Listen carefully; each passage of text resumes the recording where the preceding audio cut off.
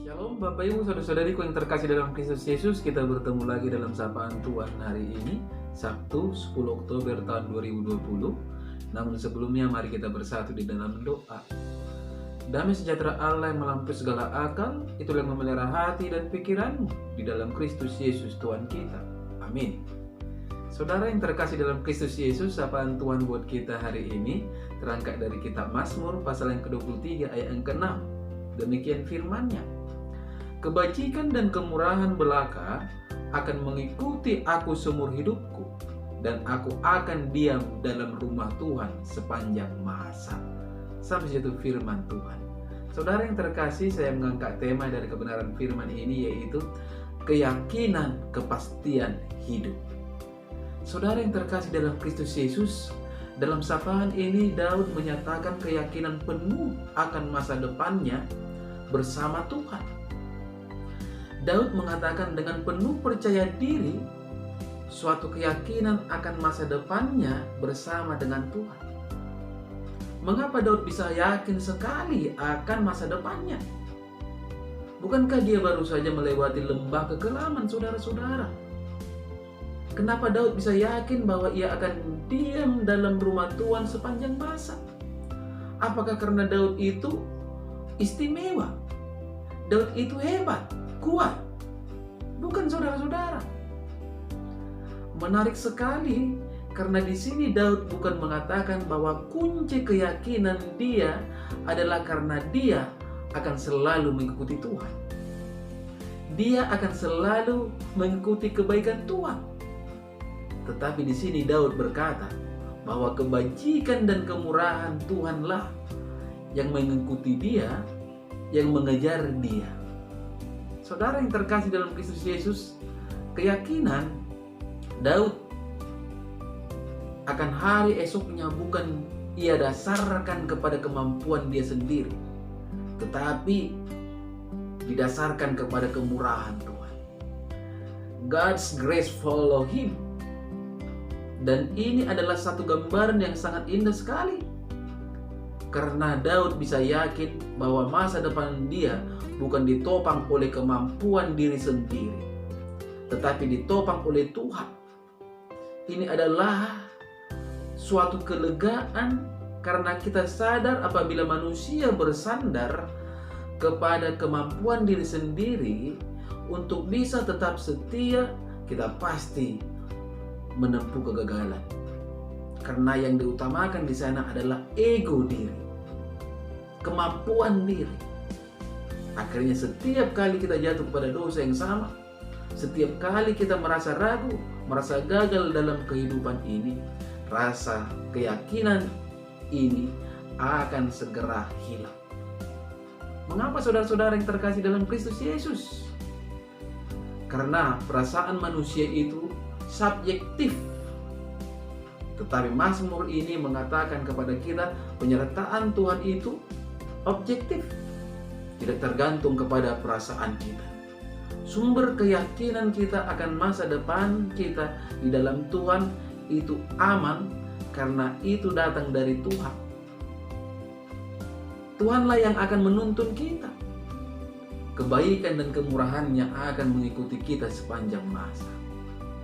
Saudara yang terkasih dalam Kristus Yesus, tidak ada yang pasti di dalam kehidupan ini.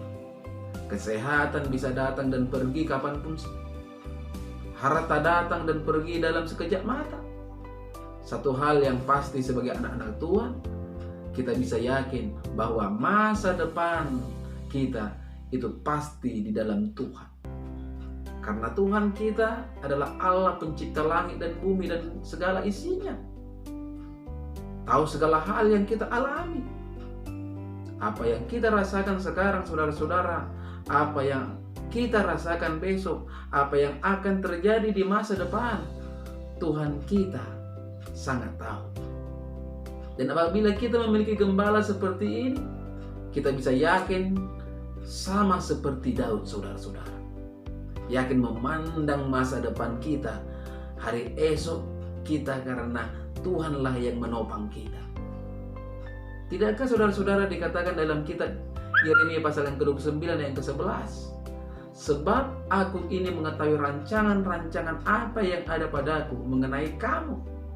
Demikianlah firman Tuhan, yaitu rancangan damai sejahtera dan bukan rancangan kecelakaan, untuk memberikan kepadamu hari depan yang penuh harapan. Luar biasa saudara-saudara, ketika Tuhan yang menjadi gembala kita, ada kepastian hidup.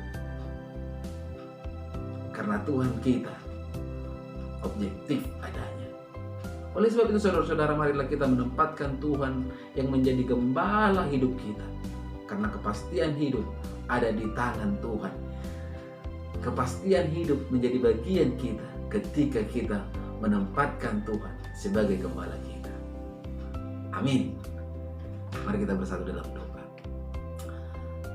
Bapa di surga, terima kasih atas kesempatan yang indah ini.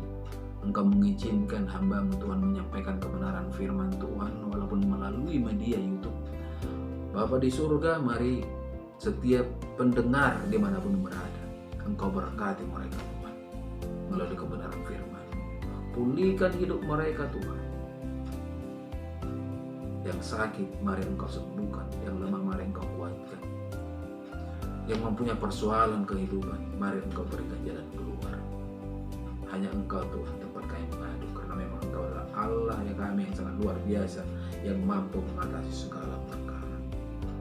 Bapa di surga, hamba-Mu tetap berdoa tidak henti-hentinya untuk itu Mama Ella. Mari Engkau berikan kekuatan yang luar biasa di dalam hidupnya, sehingga mampu menghadapi segala persoalan sakit penyakit yang datang menghantam hidupnya.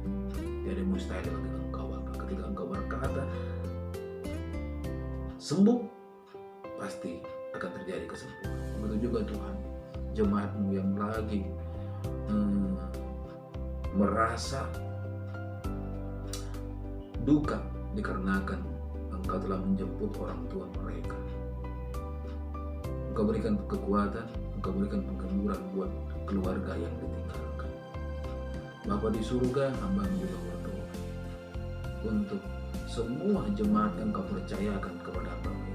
Engkau berkati rumah tangga mereka, Engkau berkati pekerjaan mereka, sehingga kemuliaan hanya bagi Tuhan melalui kehidupan Tuhan. Keluarga dari hamba-Mu Tuhan yang jauh dekat, Engkau berkati, Engkau balut bungkus dengan kuasa dan kasih-Mu, sehingga selalu terjaga dari segala virus corona, dari segala sakit penyakit, dari segala tipu muslihat iblis, karena Engkaulah Allah kami yang sangat luar biasa. Inilah doa hamba-Mu Tuhan di pagi hari ini, yang hamba-Mu sandarkan di dalam Kristus Yesus Juru Selamat kami yang hidup. Amin. Salam buat kita semua. Salam sehat.